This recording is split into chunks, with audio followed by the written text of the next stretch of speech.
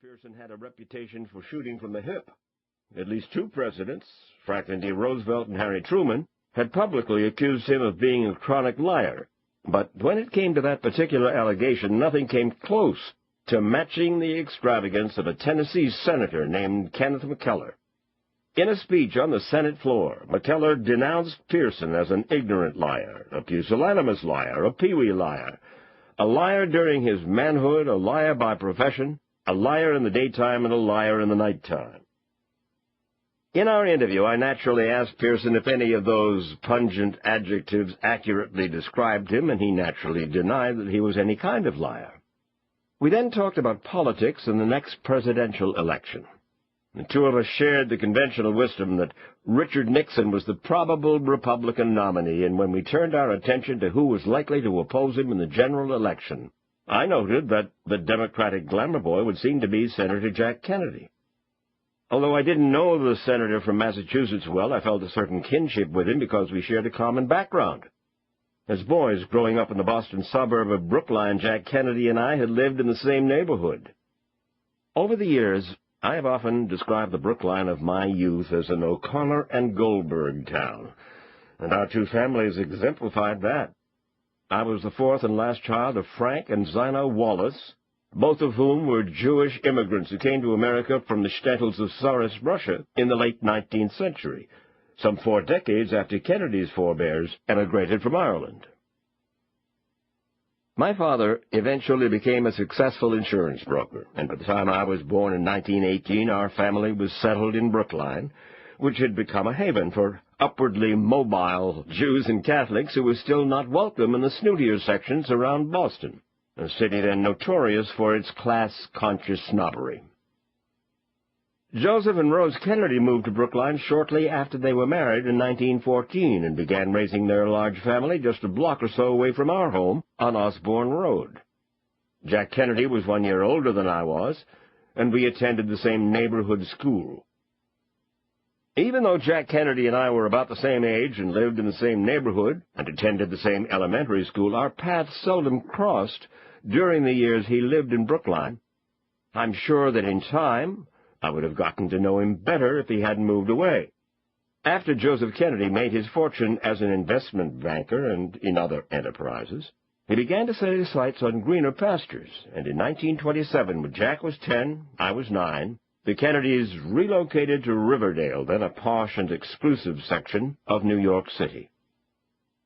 From there, Jack Kennedy went on to his impressive achievements, which included heroism in the Pacific during World War II, then election to Congress in 1946 and to the Senate 6 years later. His political star then rose so rapidly that by 1957 he was on the short list of Democratic contenders for the White House. Which brings me back to my interview with Drew Pearson in December of that year. He's the only man in history that I know who won a Pulitzer Prize on a book which was ghostwritten for him, which indicates the kind of public relations build-up he's had. Who wrote the book for him? I don't recall at the present moment. You know for a fact, yes, Drew, that the book I do know. Profiles in Courage was written for Senator Kennedy by somebody else? I do. Kennedy's office called the next day and asked for a copy of the transcript. A day or so later, a meeting, to which I was not invited, was held in the executive suite of my boss, Oliver Trays, the president of ABC Television.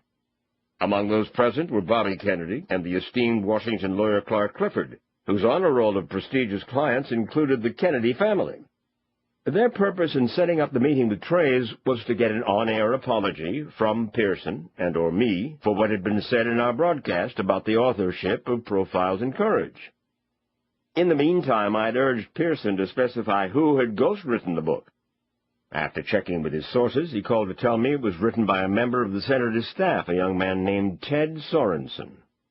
A few years later, Sorensen would acquire a certain derivative glory as one of President Kennedy's top advisers and his primary speechwriter. But in 1957, he was unknown to the general public. In the preface to Profiles in Courage, Kennedy credited Sorensen for his invaluable assistance in the assembly and preparation of the material on which the book was based, and that was the extent of his acknowledgment. Pearson refused to make the desired apology, and so did I. But the network brass failed to back us up.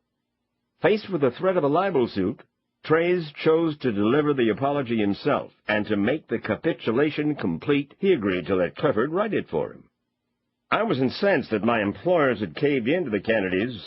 The way I saw it, the ABC apology was a humiliating insult to Pearson, who, for all his reputation as a loose cannon, was a seasoned journalist and no stranger to litigation.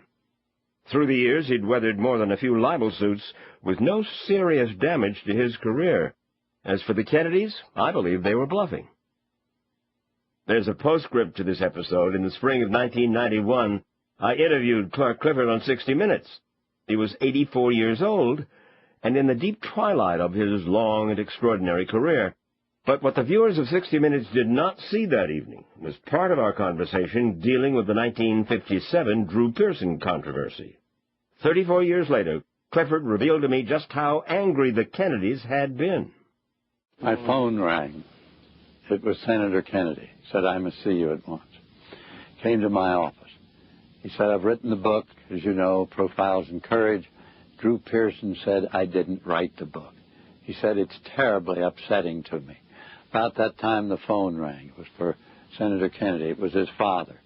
And he listened to him a while, and he said, Father, I'll put Clark on. I get on the phone. He says, this is Ambassador Kennedy. I said, yes, Mr. Ambassador. He says, sue the bastards for $50 million. Even after I heard that story, I was not convinced that if push had come to shove, the Kennedys would have sued us.